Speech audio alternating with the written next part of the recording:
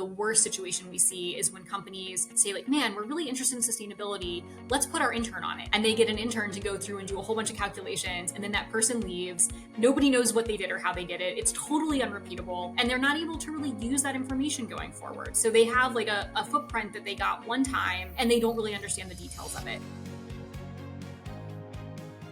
I could see, back to your point on this, that where people could swirl quite a bit because it feels like an insurmountable task. And I think the more important thing for a lot of companies is just get moving, just get going and help to define what it is. And maybe, okay, we're only going to operate for the next 12 months and this, we're going to define this as how we're going to measure. And then over time, maybe we go into our supply chain and other things, but I think that's the only way you can get after this because it is a complex thing and you can't just take it all on at once. And data quality is also an important lever there, right? Because I think it's completely fine for a company to say, I'm going to start by estimating all of this. Like I've got my square footage, I've got my spin data. I'm just gonna estimate the whole thing and just get like some sense of where they are. I think that's totally fine for people to start with. And then over time, you want to actually set yourself goals to be getting real, primary source data so that obviously if you're estimating your energy use based on your square footage, no matter what you change about your actual operations, that estimate's never going to change, right? Because it's just based on square footage. So unless you dramatically shrink your square footage, your estimate's going to stay exactly the same. So if you want to start with estimates, great place to start. I think it's completely worth doing. But kind of the next step you want to take is, okay, how do I start replacing this with primary source data so that I can actually reflect the actions that my company's taking? So if we do an LED retrofit, I see the benefits of that.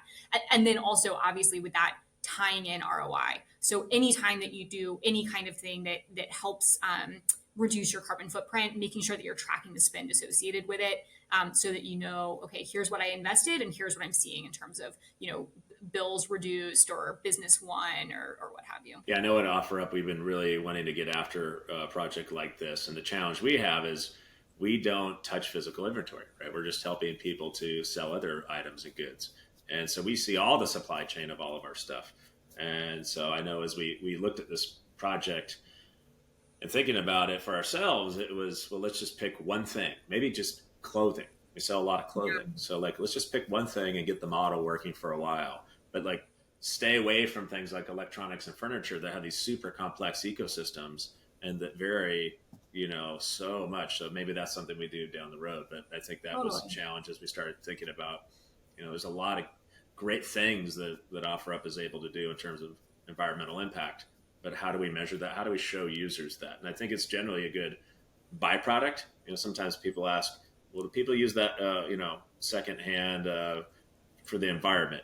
I said, no, they usually use it because they want to get a screaming deal on something.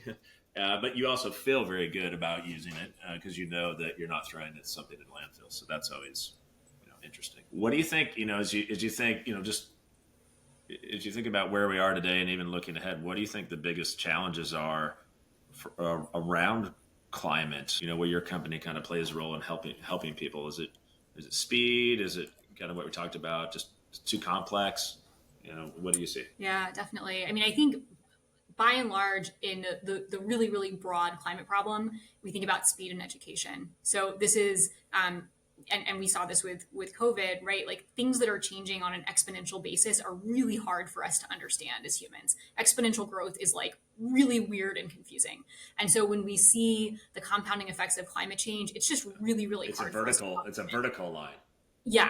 It's the speed of the problem is insane. And it's also just extremely hard for us to comprehend. And so when we think about solutions, we kind of have to focus on those two sides, right? Like how can we be moving faster and how can we educate people so that they have the skill sets that they need to work on this? And that is, and you know this, but the great thing about the climate space is that it's a very yes and space. So you want to go really deep on, commercial fisheries in the third world, great, that's fantastic. Go build a product specifically for them. So I think, I love seeing all of the products that come out that address things that I'm like, I would never have thought to even focus on that.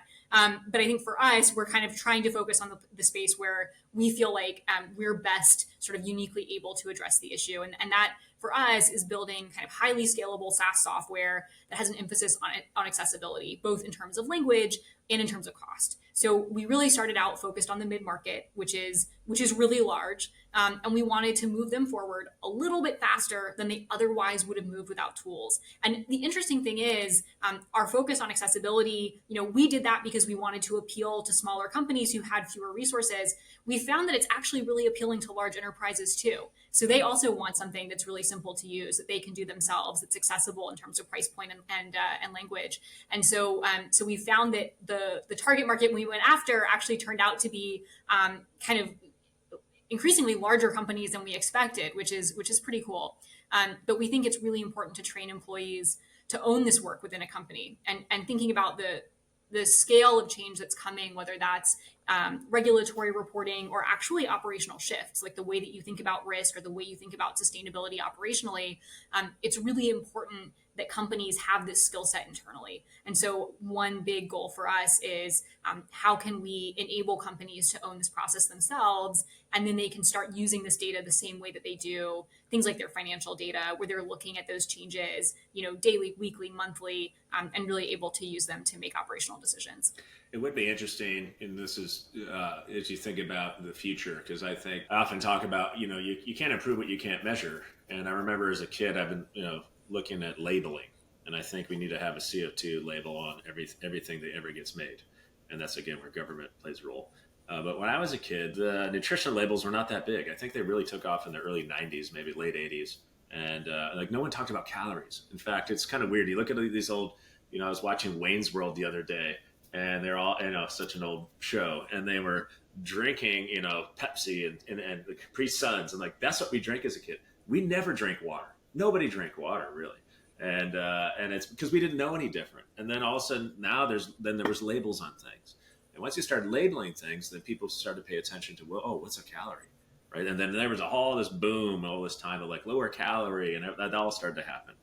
But my hope, I think, moving forward, and that's kind of what you're talking about, is, I could imagine starting to have like quarterly earnings calls with certain companies where, sure, they talk about their financial metrics, but they also talk about their CO2 impact or something like this, something that we can all, start to really grok and understand, and we can see it in the products, we can see it in the earnings. And so I hope directionally that's where we're going.